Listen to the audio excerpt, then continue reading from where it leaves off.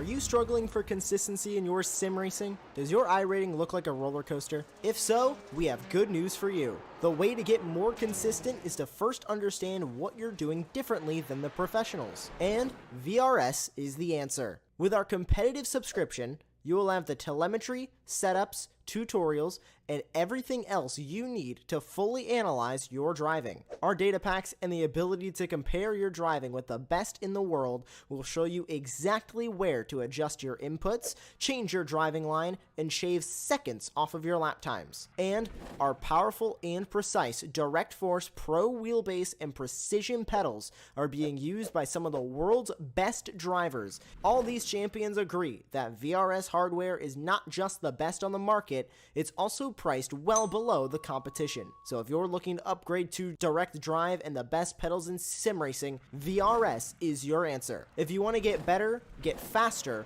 and make it happen sooner rather than later, you owe it to yourself to find out why so many people are switching to VRS. You'll be so glad that you did. Visit www.virtualracingschool.com and learn why the best use VRS.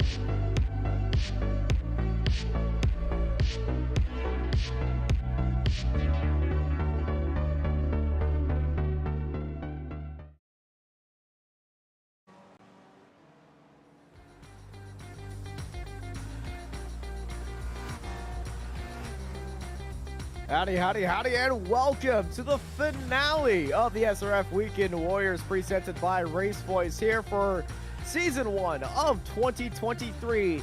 Live from, well, back in the past, approximately about 2009 from Oran Park Raceway down under. I'm Austin. I'm joined by Jamie Fluke with Jonathan Grabowski in the production booth.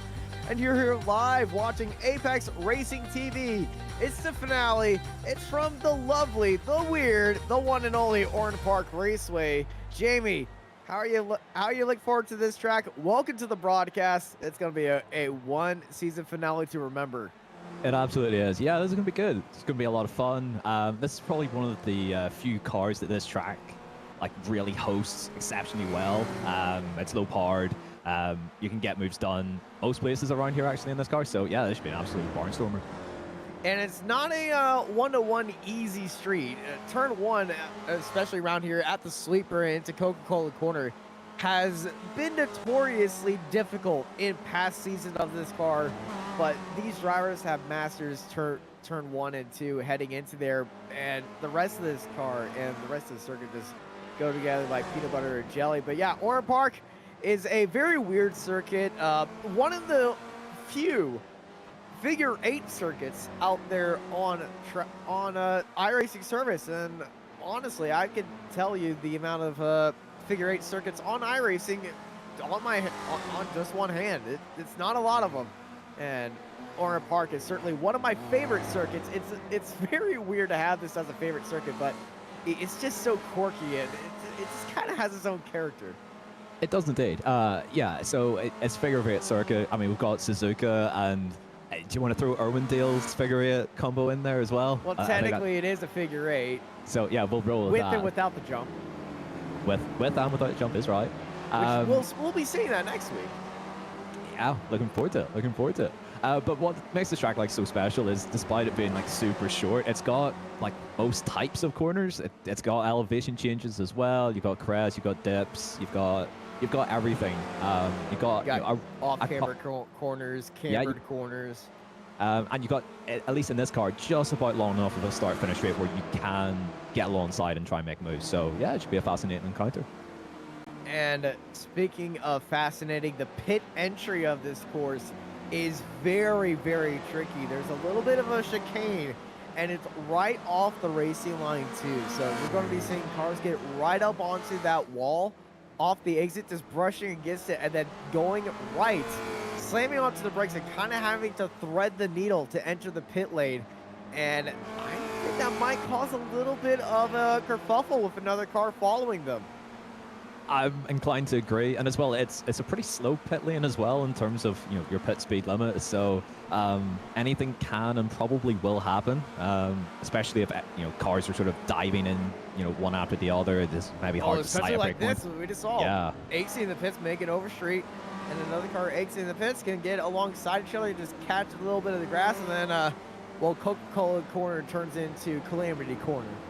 Yeah, it definitely does. That's a massive tank slapper there from Overstreet. Yeah, if you get offline around here, it's probably not a good time, especially, as you say, into Coca-Cola Curve.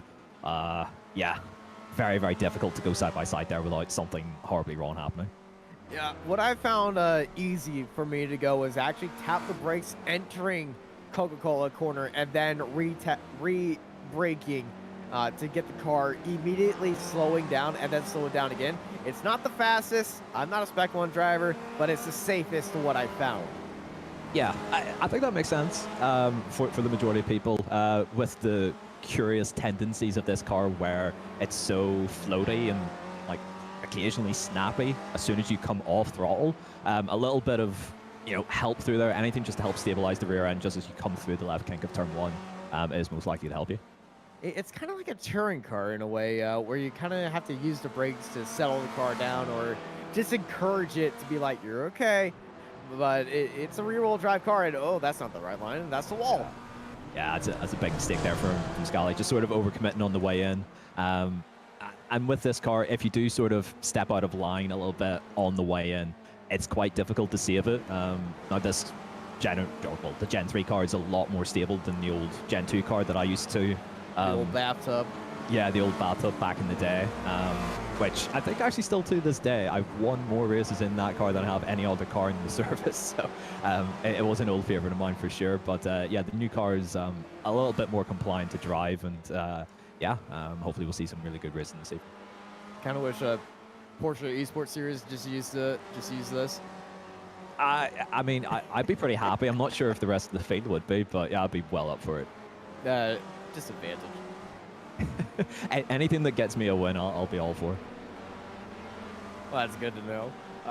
But yeah, here with Spec Racer 4, this is the finale, so we do have some finale championships to go look at. And so let's bring up our championship standings right now, entering our final round as all of our drivers are in qualifying right now in the final few minutes. It's Marco Pinero with a solid grasp on that championship at top of 849 points, ahead of Felix Simoes at 617. They're followed by Jason Green, Megan Overstreet, and Kane Lasky. The fight for second place is going to be the main fight, as well as the fight for fourth between Megan and Kane. They're separated just about by 30 points, under 30 points. And Jason and Felix are separated just by 15 points. So spots are up to grab. The only spot that is not up to grab is Marco Pinero's. Yeah, it looks like he's got this pretty well covered. Yeah, fully deserved this season. And this is the big one that we're going to be looking at. It's the Spec 2 championship points. 3 drivers in contention for the championship here today. Well, technically 3, not even 2. Technically 4. No, yeah, it is 3. Yeah, I'm going on. 4. It is 4. What about 5? Because Daniel Wood as well. So we got Keller, we got Wood, Gibson, Golden, Hansen, all separated just by about 30 points. And Spec 2. So the Spec 2 championship is going to be decided today. This is a fun race, so of course it is. But it's going to be a very impressive fight to see them. Devin Keller, I would say, would have the biggest advantage because he's the only one that has 7 races in there. Everybody else has had the 8 race drop week, so they're only going to have to improve on their points. Keller, he's going to have to earn his spot. He's going to have to earn all of his points here today. Yeah, absolutely. And just sort of looking actually at qualifying stands at the minute, Keller, Hansen, and Gold are all, nose to tail, 14th through 16th at the minute. So if they come to blows, that could blow everything wide open. It really could be, and I'm excited to see what happens here. And our final class of the day is our Masters Championship. It is a 2-car fight between Jorg Monty and Chris Murakami, like it has been throughout the entire season. 24 points separates them right now, and it's Jorg Monty sitting on top of Chris Murakami right now. And they've been kind of swapping points and positions with each other with each round. One round's Murakami, next one is Monty, then it's Murakami, then Monty. They're followed by Tom Gradwell, Jim Brewster, and Adam Bradshaw, your top 5 points. And the battle for fourth could actually be decided here as well between Jim and Adam, as they're only separated just by 20-ish points. So it is a championship deciding day, and it is a lovely day to end out the championship here at Oran Park. And I do not believe that these guys have a traditional end of the season track, but as a finale track, how does Oran Park rank up there as a end of season track? It's such an interesting track to end on. It's one of those like nitty gritty sort of tracks to finish on. It's not like a big wide expansive track. It's one where every position that you're looking to get for, you have to fight super hard for. Nothing's going to be gifted to you. So if you can make something happen and get the positions that you need for this finale, then you've really earned your championship result then at the end of it. Yeah, I prefer a track where you have to earn your track and earn your position, and it's looking like you can do that here. And every position you got to earn it. Some drivers might not like it because it's a little bit too difficult, or it just gets under your skin. But I feel like that is going to be the best thing for this championship. But speaking of championship ending tracks, do you have a favorite championship ending track for any car? Ooh, that's a good question. I mean, for me, it's got to be Interlagos, really. That is probably the best track to end nearly any championship at. So that's always been a favorite of mine. Traditionally, what I've raced in a season end, there's usually been at Monza, so that sort of falls in line with what I've done. Oran Park, it hasn't come up too many times as a finale track for me. But yeah, I would say Interlagos is actually probably a really good shot.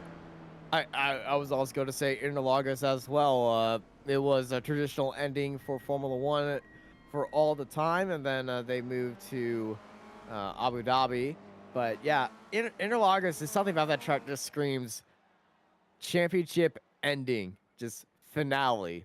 I don't know how a track can encompass a party atmosphere just by the track. You don't even have to have a crowd, but when you drive Interlagos, it feels like you're at a party. You do. It always drives like with a really nice end of season 5 to it. Like everyone sort of gives it a fair go at the same time. So and it's one of those tracks, even in a car like this, where so much can happen, but it's not totally crazy. It's not like we're racing like Monza combined or something ridiculous like that. So it's probably like the right balance of you've got plenty of opportunity to overtake, you've got drama, you've got action, you've got side-by-side racing, but it's not a complete free-for-all, shall we say. Yeah, it's not a complete free-for-all, but speaking of complete free-for-all, if you look at our timing screen, you're going to see this in qualifying right now, but the top 22 in our qualifying session as Megan Overstreet is demonstrating where not to go, where not to go, what not to do, and how penguins attempted to fly the first time. Luckily, we cut away from that because there is a crowd on the outskirts of that jump. Though I think we might be seeing that at the end of the race, but that's at the end. Spoiler alert. We might have to blur that. But here is qualifying and our final results as our drivers are all graded up. It's a short grid here, so we're going to have to speed this up. Marco Pinero is starting up on pole, followed by Paolo Ligori, Alex Pleva, Chris Murakami, York Motti, Jason Green, followed by Dudu Castro, Megan Overstreet, Antonio Rees, Simon Meyer, and Flavio Adalo with Bradford Gold in 12th place. Remember, Bradford Gold's top of our Spec 2 championship, qualified on top of them. He's followed by Fabio Scali, Bobby West, Devin Keller, Todd Hansen, Joao Tubino, and Eduardo Dantes. Yuji in 19th, followed by Luca Leone, Stephen Mitchell, Kurt Nuance, and Adam Bradshaw, followed by Jim Brewster in 24th. Behind them, it's Chris Montgomery and Andrea Favini, Marco Trespidi, Ian Gibson, and Dan Wood, Jeff Jacobson, Charlie Vaccaro, Paul Jackson, Stevie Ray, Pedro Carvolo, and Caleb Pocock, and Gary Woodbolt at the end, 36th place. Final few spots is Alan McCain, Mark Sherman, Bob Kern, Jose Santiago, Trenton Kramer, and Jeff Horniak. At the end of our 42-car grid, our last 3 cars did not set a lap time, but most of our cars from pole to 39th within 3 seconds, but the first 22, like I said, all within 1 second of each other. I feel like we're going to have a party down under here today. Yeah, I'm inclined to agree. That's a lot of cars in not an awful lot of time and not a lot of difference between them. So yeah, I expect it all to kick off in a spectacular way in the opening lap here.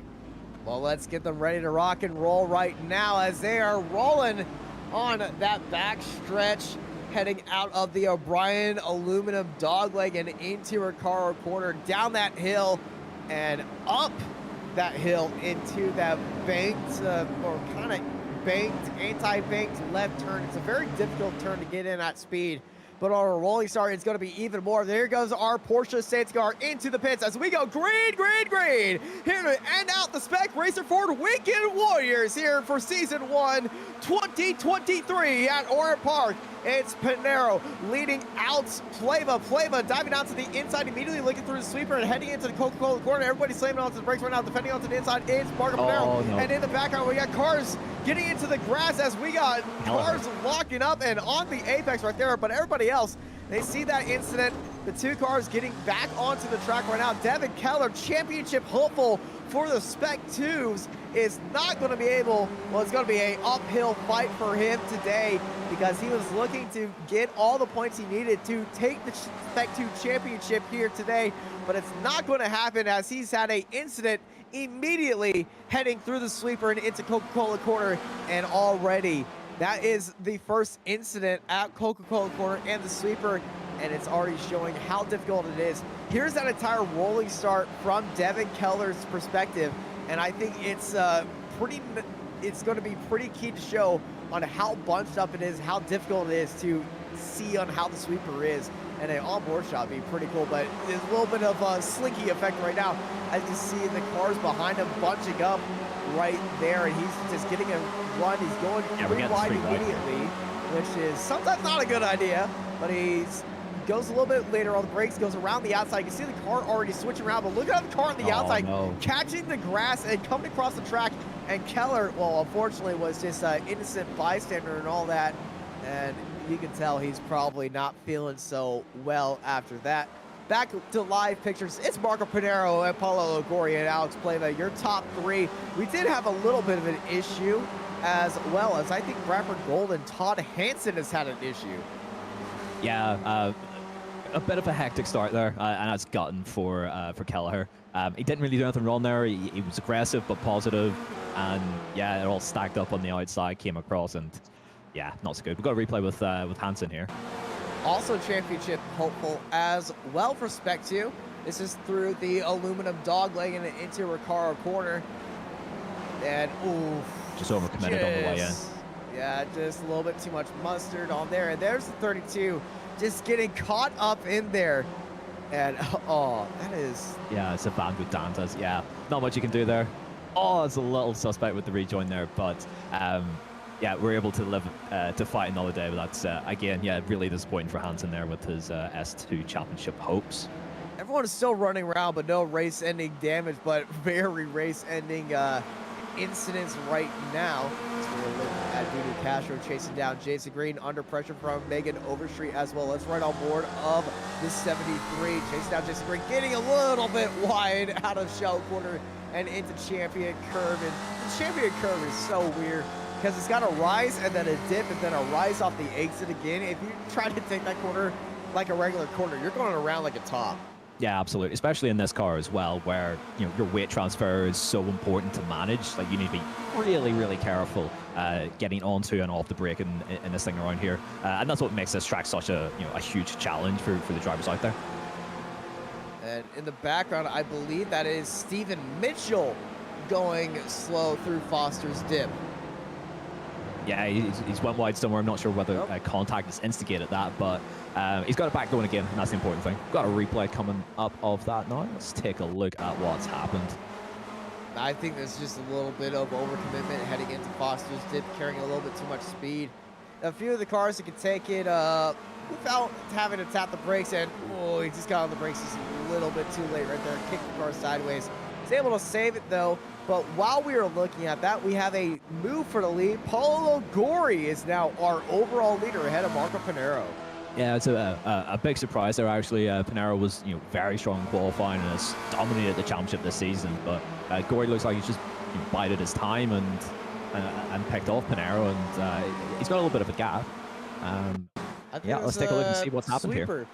No, yeah, I think this is heading into the sweeper. This is Ricard corner right now, and corner, Pinero just goes wide. deep.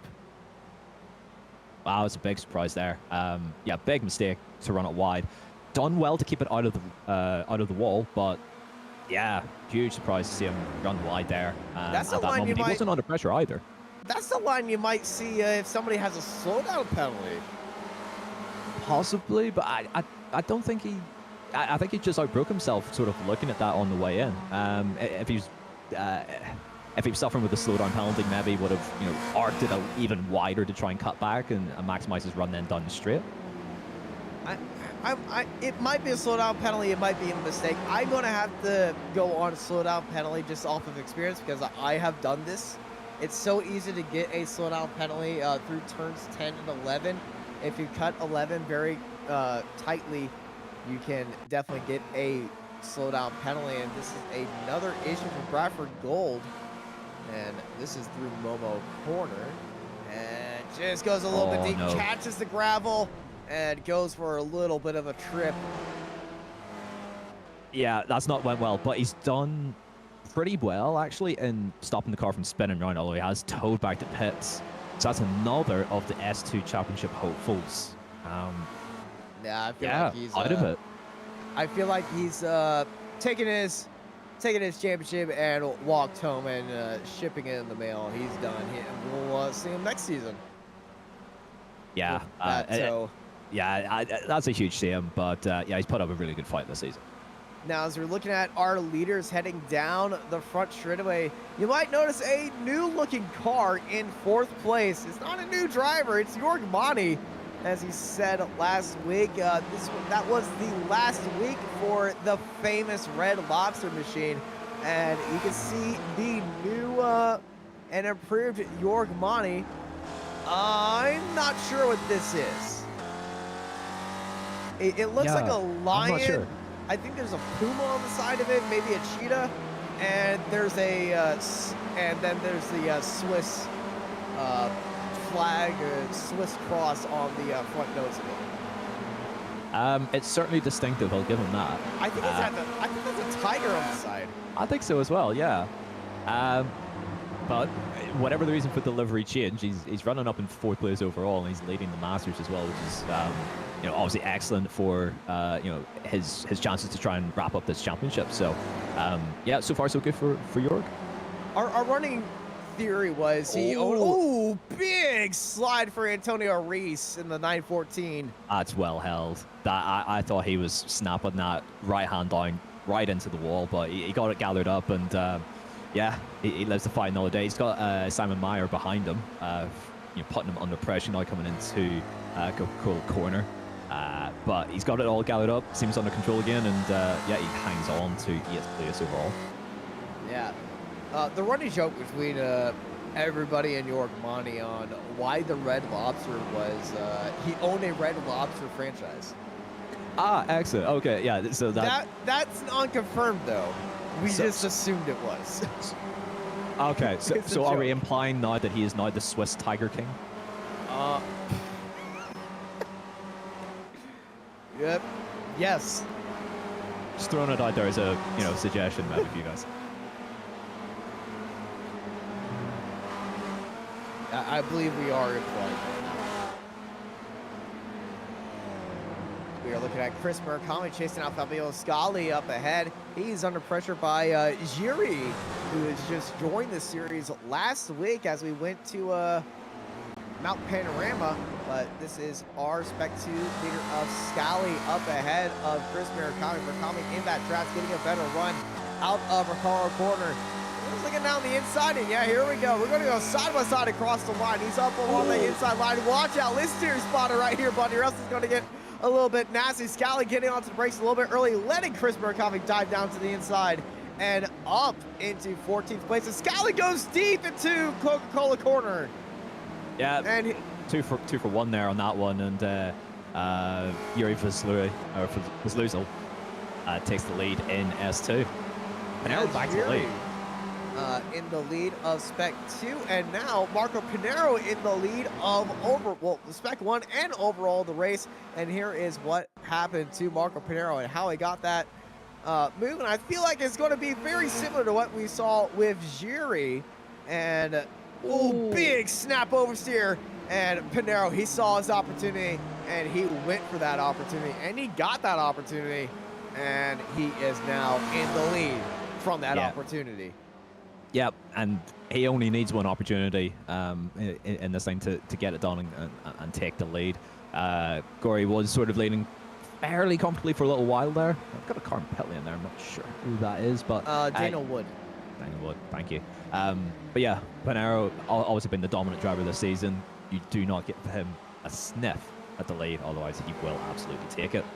Yeah, you know, when opportunity comes to knocking, he's going to open up that door. And he certainly did open up that door. He also did give Paul plenty of room on the outside.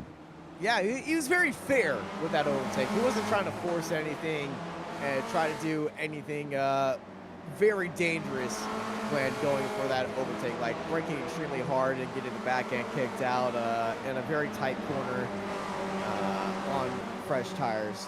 Totally not salty on a current race going on. Certainly not. Looks like Simon Myers got ahead of Antonio Rice. Big gaggle of cars here. I guess they had some side-by-side action just to bunch everyone up together. Right on board now with Yao Tubino. Going for a bit of a cutback there and getting a run now down the straight. So let's see if we get some action here into turns 1 and 2. Now, Antonio Reese and Simon Meyer, they both had a little bit of a wiggle throughout that corner. And here we go. Tubino down to the inside. They're going to be, whew, that was tight for Tubino entering the sweeper and into Coca-Cola corner. But Tubino jumping up into 9th place and now chasing down Simon Meyer. But also, you got to watch out for Idalo and Bobby West behind them as well, because Antonio Reese is going to have he's got a locked and loaded gun right behind him, because these two are going to go after this corner. And let's right on board of Bobby West and see all the action up ahead. And yeah, there goes Tubino down to the inside. I think that's a slow down penalty. Yeah, it might very well be. Oh, Meyer going slow. Everybody diving down to the inside. There goes Reese down to the inside, getting past Meyer. Meyer is slow in the dip. Bobby West sees all this happening and just has to pick and choose where he needs to go. But at this point, it's kind of just like follow the leader. Everybody just has to wait their turn and go through it. But Simon Meyer says, all right, I served my penalty. I'm going to go back to full-on racing right now. But, oh, watch out. Meyer almost getting tapped to the back from Idalo. And there goes Bobby West down to the inside and up into 11th place. But Idalo, with that wider line, is going to be trying to regain that spot back now with that speed. You see Bobby West giving you a little bit of a wiggle, trying to test out the suspension. I think he might have tapped the wall right there. Yeah, it's entirely possible that he has. It looks like it's tracking straight, so that's the important thing. We've got Kelleher now trying to work his way back through after his sort of disaster of a start here. Down only 9 spots now after his lap 1 excursion, so he's certainly tracking his way through. And up the inside of the 917 of Steve Mitchell, who lets him have it. Oh, spinner ahead. That was spinner ahead. I am Pocock, I think. Yes, it was Pocock, and yeah, Pocock, not the best day for him, and that day has gone downhill as Devin Keller under pressure by Stephen Mitchell. Mitchell looking down to the inside, backing out of that corner through champion curve and up through Yokohama Bridge, the tightest part of the track, Yokohama Bridge, and also the most dangerous part of the track, because it's so easy to have a little bit of a hit right there.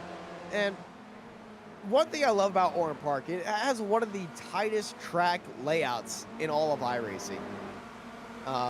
It's got about 3 different go-kart-ish tracks in that little south loop underneath the bridge. Yeah, they're all hilarious to drive in an LMP1, I'll tell you that much for free. I kind of want to see that replay, but I don't think we'll be seeing that track guide on Apex Racing Academy. Somehow it's highly unlikely. Currently on screen, though, we've got Antonio Reis back in 8th position again, holding off Yao Tubino, who's up 8 spots from where he started. So he's probably not qualified probably as well as he probably should have, but he's currently working his way forward. And yeah, this is a solid scrap and a solid gaggle here for 8th position. Yeah, Tubino, we've been seeing the moves that he's been making and the pressure he's been putting on Reese. Reese leaving the door open on the entry and kind of drifting through that corner. So Tubino is going to be in the best spot that he can be. He is right on that bumper, right on that gearbox.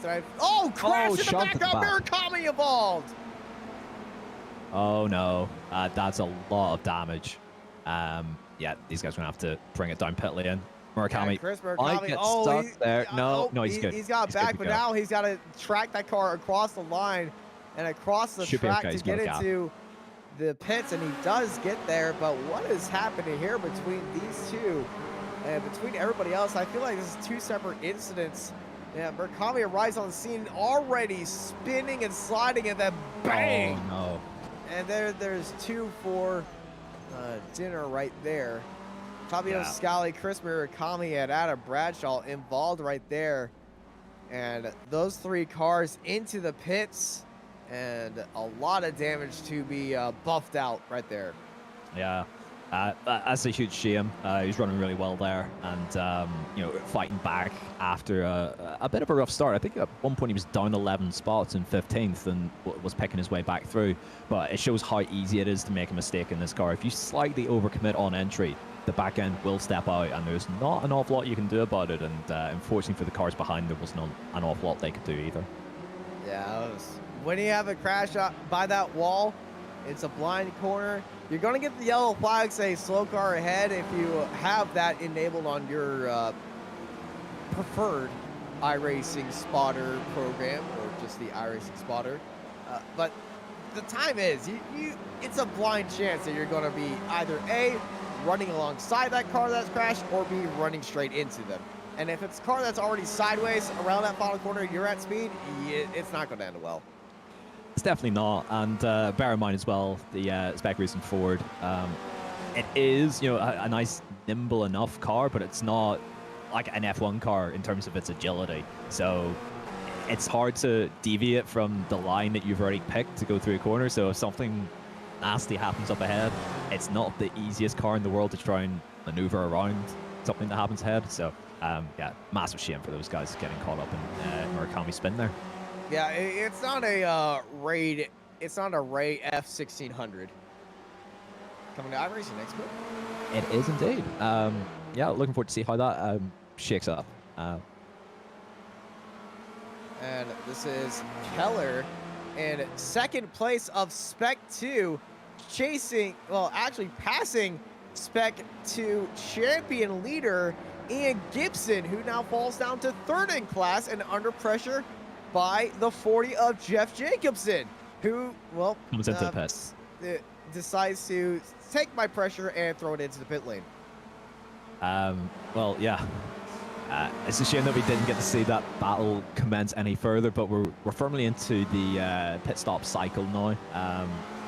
Pit lane opens after 10 minutes. Well, yeah, but there's been guys who've been trundling down pit lane over the last sort of, 6 or 7 minutes or so. So I'd say we're reasonably well into it. But I reckon, for the guys up front, or the guys looking to absolutely maximize their race result here, they'll probably stretch it out a little bit longer here.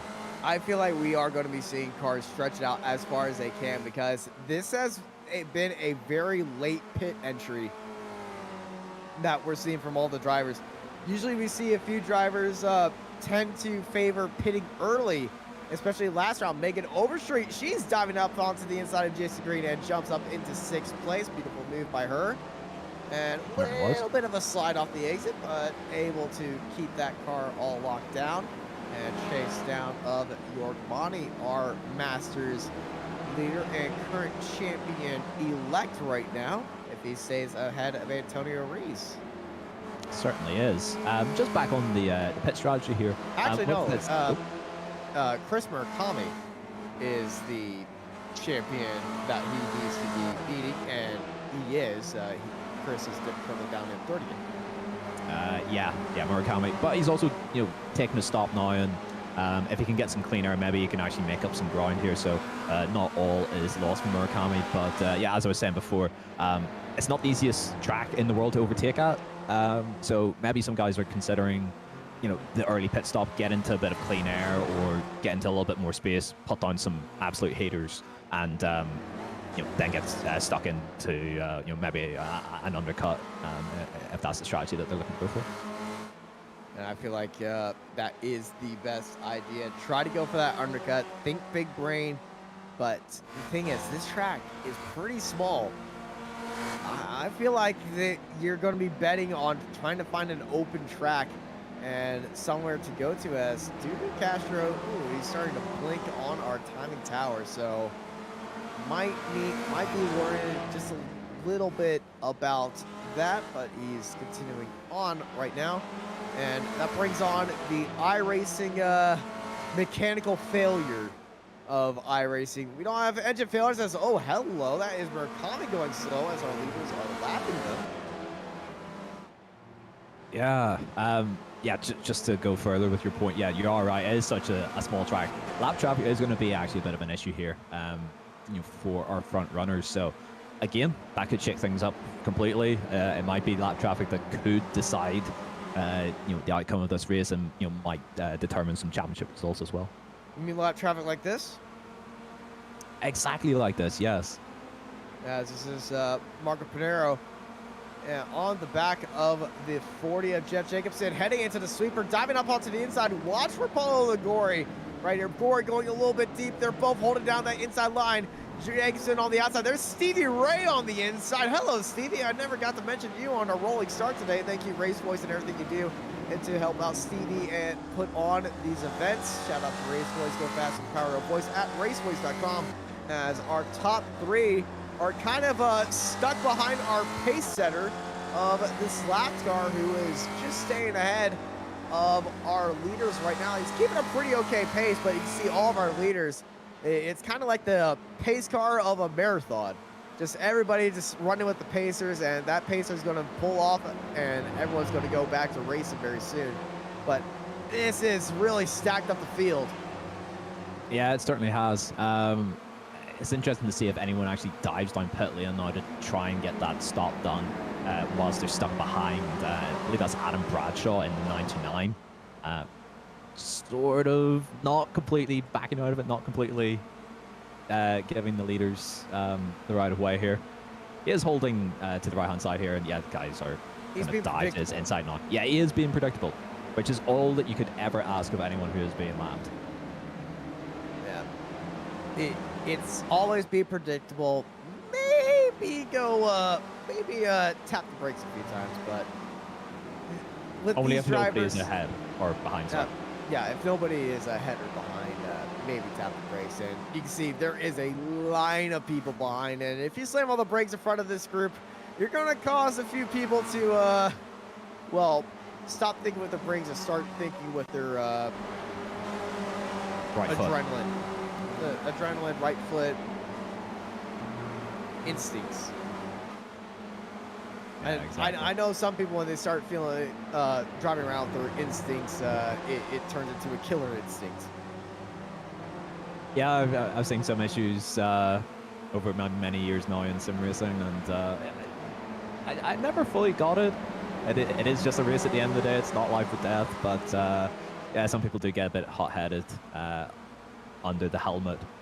So yeah, hopefully we don't see any of that in the series. Historically, from my time in the series, never really seen any of that. Everyone races super fair and super clean here, and hope that continues. Yeah, Megan Overstreet, she makes that move on your Monty right there. Was in that draft, was very easy about it with that overtake, as everybody is still trying to just filter through. Little bit of a lockup up ahead, but those two lapped cars just with that train behind them. Let's ride on board of the Swiss Tiger King of George Bonney. I hope that sticks. I really do. Hey, it's already sticking. It's already there. We went from Red Lobster to Swiss Tiger King, so I hope that just becomes it. He puts out the back of his car, or just on the hood of his car, because it just works. We've got to put personalities to the names and faces here, so the Swiss Tiger King, it must be from here on. Hopefully makes his helmet like it's tiger. Yeah, hopefully. Even though I know the iRacing helmet is a little bit tricky to work with. It definitely can be. But yeah, he let Megan through there probably quite easily, actually. But I guess he knows that Murakami is, well down the order now, and the championship is probably now in his hands, providing that nothing silly happens. So he probably isn't taking too many risks. If anyone is going for the overtake, let them go. He's probably got some points to play with. I'm not 100% sure of the exact points, structure in terms of top to bottom, but he's got He 18 places on Chris, and it was very, very tight going into this, so he looks in really good shape here. He knows where Murakami is, because if you look 2 cars ahead of him, there's Chris Murakami right there. Not on the same lap. No, if he has his relative up right now, he would see Chris Murakami's name in blue. He will indeed, but he'll also probably know that Murakami has already stopped, so he's not, you know, on merit almost a lap down. This will shake out a little bit differently over the remaining 14 minutes and 15 seconds. So yeah, remains to be seen how that championship plays out. Yeah, it still needs to be seen on how long it takes for a driver to go into the pit lane. Horniak hops into the pits right now. The average time I'm seeing for drivers to head into the pit lane, Paul Jackson is our current net pit lane leader, has spent 45 seconds from start to finish in that pit lane. And here comes Jiri, our Spec 2 leader, to be the lone Spec 2 driver into this very antagonizing slow pit lane here. And the earlier you qualify, the earlier you are into this downhill sloped pit lane. Yeah, and the tricky bit about that is it's very easy, sorry, to overshoot your pit box and lose a couple of seconds right off the bat. This car probably isn't the quickest thing to get slammed back into reverse to get back into your stall. It does, but it's probably not like super rapid fire to get the car shifted from first or second gear, maybe for rolling into the box in second, all the way back into reverse. So, yeah, it's super important for the drivers here as they come into pit lane to just exercise a little bit of caution, getting the car pulled up. Yeah, caution is always the word for the wise. Just have a little bit of caution, race with caution, drive with caution, especially around here, because this track does not pull any punches. It is how all tracks should be. The edge of the track is covered in grass and no runoff. Yeah, big fan of that as Except well. for right here. Well, I mean, you've still got grass and then a little bit of extra tarmac, so that's fine. As long as there's grass or some deterrent beyond curb and white line, then, it's absolutely fine. Masses of runoff is not my thing. It's kind of like my proposal to just have 1 meter strip of grass on the edge of every track in the world. Then you can have all the tarmac runoff that you can. Just have that 1 meter strip of grass, and that would solve most of our problems. Preaching to the choir on this one, Austin. I've been calling for that forever as well, so yeah, I'll be all for that. Or even just like a bit of gravel as well. Like that's a deterrent enough as well. A 1 meter strip of gravel, and oh no. Murakami, another issue. Oh dear, that's not going well. That's out of crucial corner as well. That's out of Momo corner. Yeah, we'll just take a quick look at the replay here and see what's happened. So he's coming over the bridge through the right-hander, and all looks settled here. So it isn't a Foster's dip where this is going on. Oh, the back end stepped out on entry again. Oh, a huge bump there as well off the racing surface.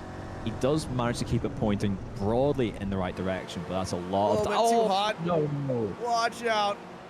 That is... He found reverse, so we know how fast you can get into reverse right there. Okay, that's not too bad, but he has absolutely got away with one there. That was... Yes, he did. That car... That was not good. That car could have, in about 3 other universes, is not existing. Yeah, thankfully, as soon as he touched tarmac, the car pulled up. There's no guarantee of that. That is Alex Pleva in the 49. Best car number in the world, I must say. Biased. Just gone wide there, but still hanging on to 4th position. I believe Dudu Castro has actually just overtaken him for yes, he 3rd. Has. So, going to get a replay of that. Yeah, this is this beginning of last lap at Coca-Cola corner, and Sweeper just a little bit wide. And it's Castro alongside getting a better run. I feel like he was just given the spot. Yeah, I think he realized that he was probably still slightly out of shape, and instead of fighting excessively hard, settle in line, maybe cool his tires off a little bit and let the fight another day. Yeah, I find these small tires are very susceptible to little tire heat and tire wears. Bobby West heads into the pits, as well as Luca Leone. These two are headed to the pits, and there comes Luca, and there goes Bobby. Yeah, and both those cars look like they got pulled up nicely into their stalls, so yeah, no issues and no dramas there. They'll be able to get out and going very, very shortly. Luca is the fastest pit stop of all drivers of current stopped time of 9.25 seconds. As Yeah. here is Marco Pinero and Gory. Both of them continue on another lap across the line. As you can see, our class leaders, it's Marco Pinero, York Monty, and Kelleher in Spec 2. And remember what happened to Kelleher at the start of this race. Fell down from the top of the field to nearly last place in turn 1 to bring that up to 14th place overall. They have not gone into the pits yet. Remember that. But they are currently your class leader, as our Masters class leader, York Monty, the Swiss Tiger King himself, pulls it into the pit lane at an angle. Love to see the angle. He'll have a straight run out. Here's Kelleher into his, well, into pit lane and hopefully then nicely into the stall. Be really interesting to see where he comes out relative to the other S2 drivers that he'll be competing against. Now, when you see a driver angle the car in the pit lane, that's to maximize the exit. And you'll see this in other motorsports too, like Formula 1. Do you know which team was the one that was doing it the most, of angling cars pointed towards the pit lane first? That's a great question. I do not remember. I remember it like starting to happen 3 or 4 years ago, but I'm not sure. Red Bull. It was, of course it was Red Bull. And look at this party in the pit lane. This is Pinero, Gory, Pleva, Overstreet, Tabino, and Race. Pretty much the top 6 all just followed the leader into the pit lane. And I think for Antonio Reese, if we could watch that replay, he might have had to just wait a little bit, be a little bit patient heading into the pits, as everybody is getting their stop on. As you can see, Pleva using the Red Bullish tactic. And I also believe McLaren was a early adopter of the tilted pit entry, or tilted pit exit. As deep into the brakes goes Gory at Marco Pinero. Look at that gap he has to the rest of the field. There is Gory about 8/10, and then it's 5 seconds to Alex Pleva. Look at the pit times. Gory, 9.2 seconds. Yeah, there is a car on the wall. I believe that is Jose Santiago. Yeah, it's not going well for Jose there. But yeah, really interesting how the pit cycles went. Pinero has, I would say, stretched out a gap, but 0.7 of a second isn't a lot. That's about as much as the gap has been between these two drivers pretty much all race. We've got our final bunch of drivers coming in for their mandatory pit stop here. We've got Meyer actually staying out for another lap. As Castro's taking tires. Fascinating. Does he need to take tires? No, no, he's not. Oh, no. But everybody's taking tires as well. Look at Dallo taking tires. Fronts and rears for Castro, and Dallo only took fronts. I think due to Castro, he's out of his car. Castro's out of his car. I can't believe what I've just seen here. He's running so well up in base. I think he was net third before everything shook out here. Yeah, that's a big mistake to take tires, I think, at this point. I think he was looking at his fuel too much, that he forgot to uncheck tires. And when he saw that happen, he just throw his hands in the air and just be like, well, that's it. And I feel like due to Castro is out of this race, and this is the equivalent of finding out that you got an electrical problem in the pit lane. Yeah, cardinal sin. Got to make sure that you've got your stop ready to roll before you come into pit lane. So yeah, it's really unfortunate for him, but can only have himself to blame on that one. I'll tell you what, pit stops for fuel are going to be a lot easier next season with the auto fuel function coming to iRacing as well.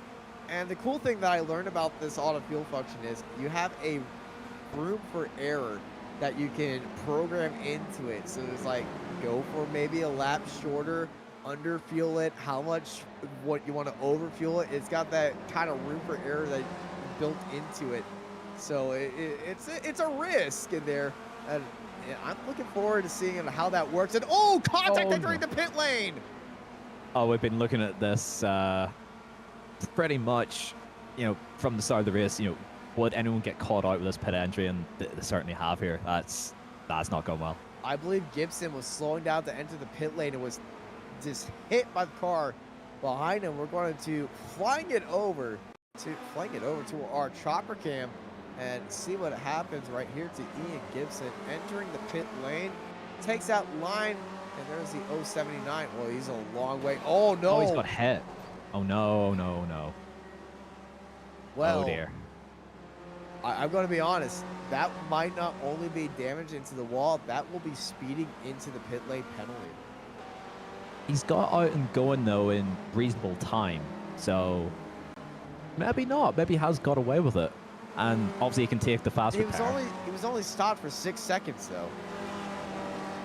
He also doesn't need that much fuel to make it to the end of the race here. This is true. That's probably contributed to a lot of it. So yeah, definitely not part of the plan, but I think he's got away with it. I hope that does not become a thing of pit lane slingshots. I hope not either.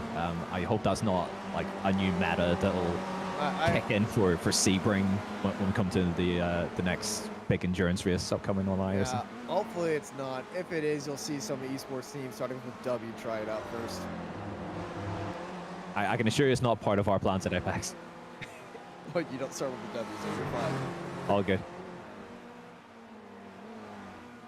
Marco Pinero leading out Polo Ligori. The two Italians on top of the leaderboard right now, just separated by 4/10 between each other, as they got less than 3 minutes remaining here at Oran Park and the Spec Racer for the Weekend Warriors Championship of Season 1 2023 before we head into 2023 Season 2, or as I like to call spring season, as Lap's car getting out of the way of our two leaders.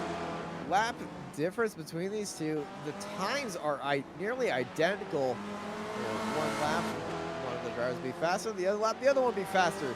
And it's just a give and take, push and shove track between these two. Certainly is. Gory, though, has brought the gap down since the pit stop. In the 4 or 5 laps or so, he has taken that from 7, 8 tenths down to 3 tenths, or 4 tenths now. So this could still all be to play for.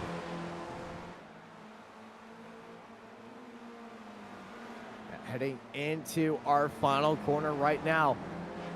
Less than 1 minute, 30 seconds remain. Pinero getting up against the wall. This will be 2 laps to go across the line with about 10 seconds remaining. Will out of next time by. So yeah, 2 laps to go unless there is a incident between these two. Heading into the sweeper, Pinero going a lot deeper than Gory entering that corner. Gory wanted to brake a lot earlier and chase down Marco Pinero. He has, but I think he's slightly overdone it and costing himself some time and some ground here. He's right up his gearbox there coming into turn 1 and 2 and tried to set up the exit, and I think he's got that slightly wrong and has let Pinero slightly off the hook here. Yeah, Pinero extending that gap by 2 tenths to 6 tenths up ahead. They fly through Foster's dip. They do have a lap car up ahead. We got Antonio Reese pointed the other way around on the other side of the Yokohama Bridge. And Reese, out of the Masters lead, has fallen down to 4th place, giving the lead back to York Monty. And yeah, here's what happened at Coca-Cola Corner. And I feel like this is just a case of he's hit the curb, and then he hits the curb on the outside, hits the grass, and bang! Into the tire barrier. Yeah, looks like he might have caught a little bit of the dirt on the outside as well. I don't know if he's got that running again. He is driving slowly. But it's white flag this time by for Pernero and Gory. And they got two lads cars up ahead of them. Traffic at Shell Corner on the outside. Gory's exit is a little bit compromised by there. Then it's Chris Murakami up ahead through Champions Curve. Safe fly through that corner. Pernero using all the track. Gory right on that bumper right now. It's going to be a drag race at the line. Gory needs to get as close as he can. I would say about 2/10 is where you want to be at the line, and he's currently 3/10 away from that goal, and he's currently wishing that Murakami would have a little bit of a mistake right ahead of Pernero, as Pernero only has 3 corners left, and it's the O'Brien aluminum dogleg right now, using all the track, getting 2 wheels through that inside line, and one last time through Recaro corner, and it's going to be Marco Pernero taking the final win this season of the Spec Racer Ford Wicked Warriors here at Oran Park. Yeah, super job from Marco. He's held on brilliantly, absorbed a ton of pressure from Paulo Gory, and yeah, he picks up the big win in the finale here. Yeah, fantastic win right there. And there is Flavio Andalo finishing in 9th place. And it behind them in the background, it's the Swiss Tiger King of Jorg Mani winning the Masters Championship, coming across the line in 10th place. And there is Jiri in 11th, taking the Spec 2 race win, but the Spec 2 race championship, I can't believe we are saying this, but I believe it's Devin Kelleher. Yeah, he had the absolute shocker at the start of the race, sorry, and yeah, kept his nose clean, worked his way forward from there, and yeah, looks like he's got a well-deserved championship. Wow, wow, wow, wow, wow, wow.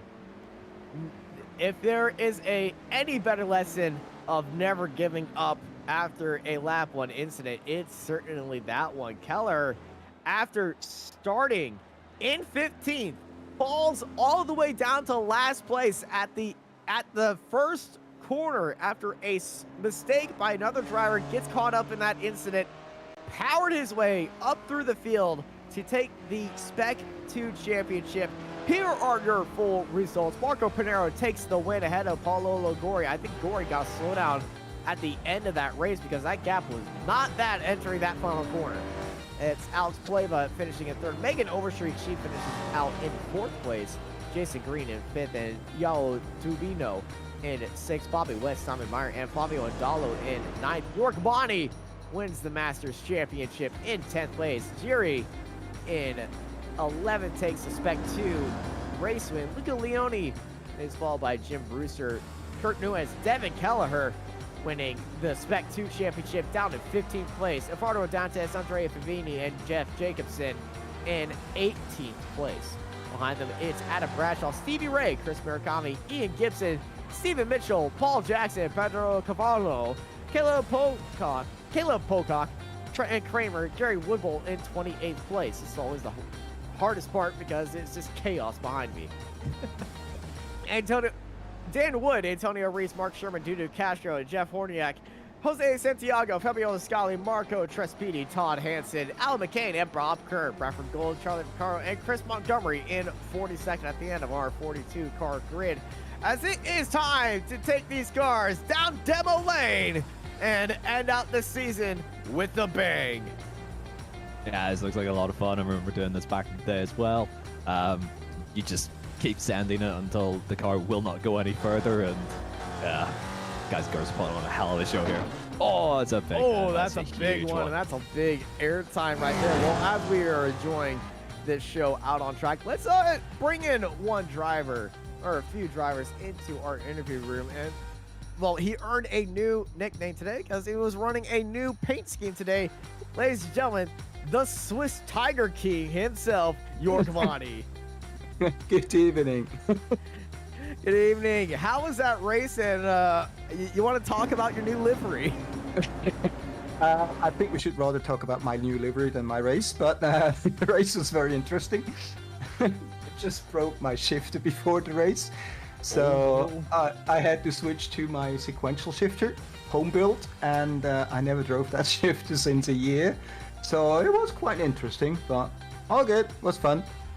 While driving on a rig made up of duct tape and spare bolts found around the house, I think the Swiss Tiger King that we are calling you right now, because this is what we can make out of your new livery.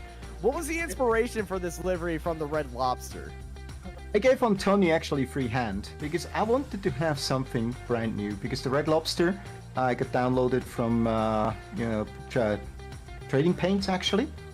And soon after me, some people started to use that paint as well, and I thought, I want to have a paint on my own. So I asked Antonio if he could do me a favor and create one, and he did. And he was discussing with my friends online on the chat forum, and they gave some comments about me, you know, how I am, what I do, etc., etc. And that livery came up. Well, I think you can thank Jamie for your new nickname of being the Swiss Tiger King.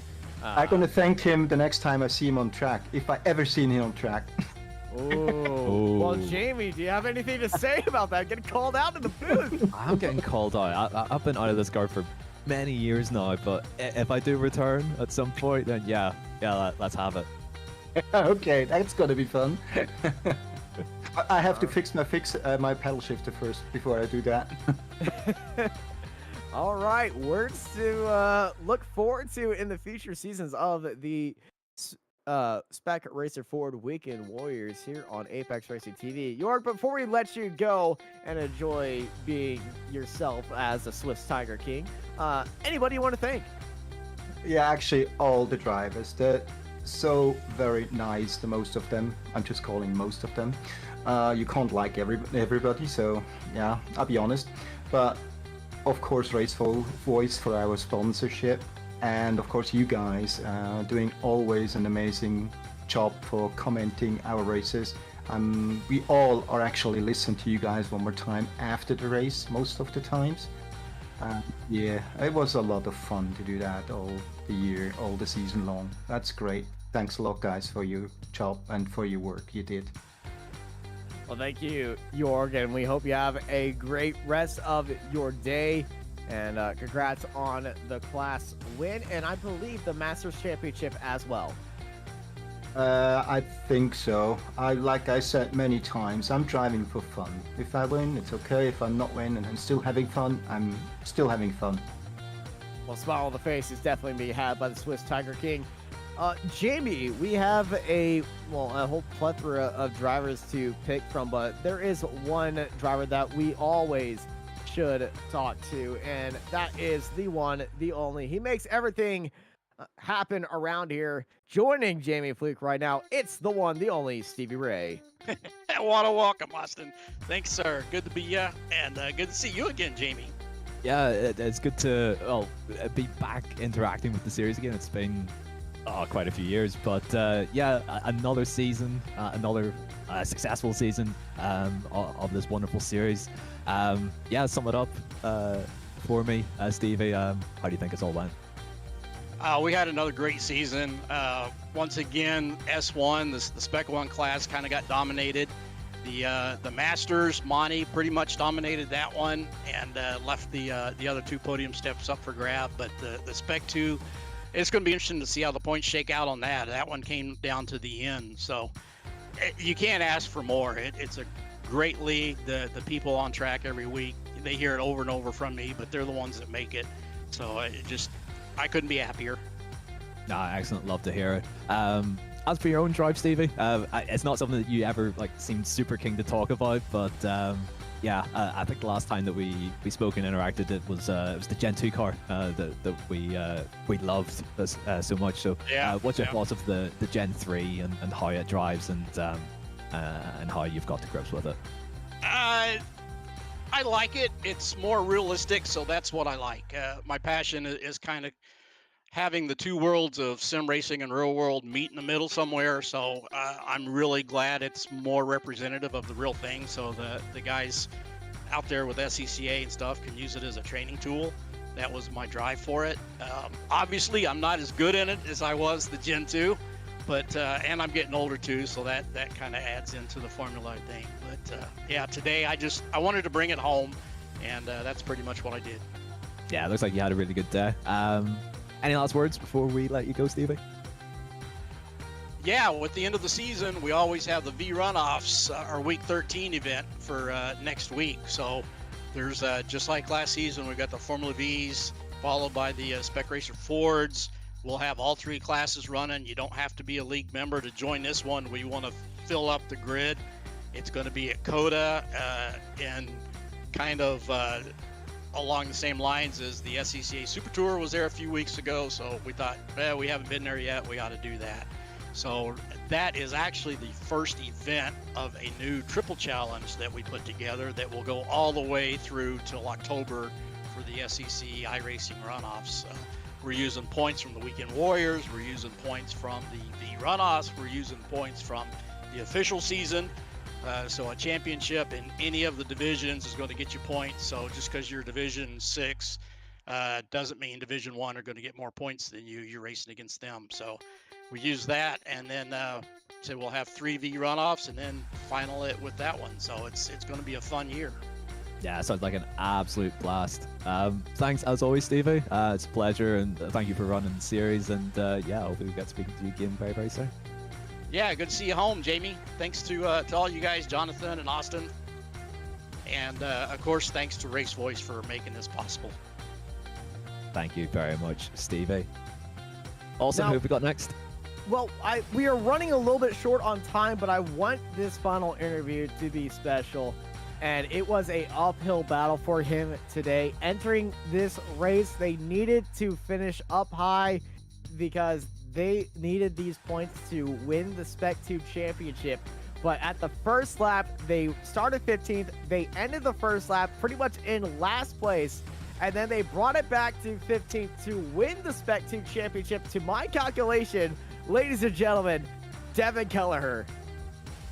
Wow, wow, it has been a race, let me tell you, man. Whew. That was one of the best drives I think I've ever put on. It was immediately after like turn 1. It was just, oh, that was not ideal. Didn't think it was going to go well, but I've never had such a good drive through the field. I am thrilled with how all of that went. It was an uphill battle, but sometimes the long, hard climb gets you to the summit, and it certainly brought you there. And like you said, this is the best feeling that you've had, the best race that you have. Talk us through running through the field after that incident at the start of the grid, at the start of the race. Well, it was it was just this kind of feeling of like, all right, I gotta push from here on out. There was no other better option than to just go all out. And seeing just as I kept moving through, there were like 2 laps where I got by 2 people like in around the turn 2 area, and it was some of the best feelings I've had. And it was great just seeing the laps tick down, the positions tick down, and the small surprises of seeing other people drop out of the race. And it was just kind of this moment of like, I need to keep going and keep pushing. And I didn't even really know how close of a shot I had at the championship because I missed one of the races. So with the drop points, I was just wondering what was going to happen. And if it's true that it's turned out I am now the champion, I can't even believe it. I am thrilled. Well, you can be thrilled throughout the rest of this offseason heading into Season 2 because I believe you are the champion. So, Mr. Highlight Reel Devin Kelleher, before we let you go, anybody you want to thank? Yeah, I've got to thank my college, Butler University. Because of their esports program, I was able to use their equipment, and really just race while I was 600 miles away. And matter of fact, part of the challenge of today's race is I came back home and I had to get reacclimated to everything all within yesterday. So I have to thank them for allowing me to use their equipment and to make all of this happen. All right, congrats. And I'm pretty sure they're going to be very proud of you for this race performance. Congrats on that wonderful drive here to end off the season with a bang. Ladies and gentlemen, Devin Kelleher. Jamie, what a day it has been here from Oran Park to end out the SRF Weekend Warriors here on Apex Racing TV, presented by RaceVoice from Oran Park Raceway. What a day, what a season it has been. Thank you everybody for joining us here on Apex Racing TV, either live through the chat or watching the VODs throughout the time, or just having it just come on randomly through YouTube playback. I know a few people have stumbled upon Apex Racing TV just randomly because they liked racing content, and next thing you know, it hopped onto iRacing. So if you stumble on this video and you stumble onto this wonderful series, we hope to see you again soon on Apex Racing TV. Thank you everybody for joining us. I've been joined by Jamie Fluke and Jonathan Grabowski in the production booth. I'm Austin Knight, and I hope y'all have a good night.